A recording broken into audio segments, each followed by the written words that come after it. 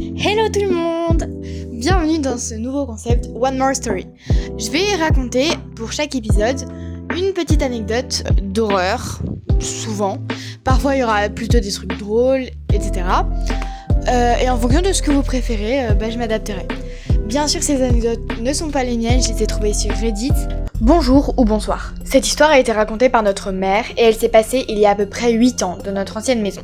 Cette maison avait donc un rez-de-chaussée et 2 étages. Le premier étant celui des chambres des enfants et le second, celui de la chambre des parents. Au mois de novembre, ma mère s'est soudainement réveillée à cause d'un mauvais feeling.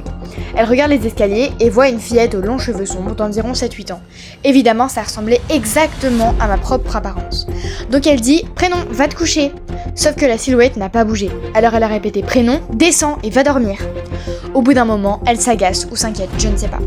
Puisqu'étant somnambule, il était possible que je dorme simplement. Sauf qu'en allumant la lumière, l'ombre avait disparu. Ce à quoi elle conclut « Mais est-ce qu'elle se fout de ma gueule ?» Donc elle redescend me voir dans ma chambre. Problème étant, je dormais raide morte.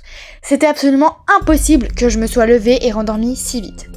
Il était impossible que ma sœur de 2 ans ait été cette silhouette, et son mari de l'époque était au rez-de-chaussée, n'ayant donc ni rien entendu ni rien vu. Depuis, chaque année, elle revoyait cette petite fille près de sa chambre au mois de novembre. Et elle ne l'a plus vue seulement après que du sel ou quelque chose du genre, réputé pour faire filer l'esprit, ait été dispersé dans la maison. Franchement, c'est hyper étonnant comme histoire.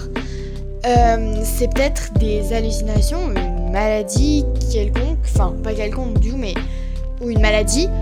En vrai, je sais pas trop ce qui peut provoquer des choses comme ça, mais ça doit vraiment faire flipper sur le coup, et même après, quand tu t'en rappelles, tu dois être je suis obligée de mettre du sel dans ma maison pour pas avoir une silhouette flippante chez moi.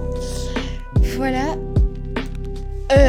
C'est la fin de cet épisode. Merci à tous d'avoir écouté cette petite anecdote. Et si vous en voulez plus, n'hésitez pas à me le dire. Merci à tous!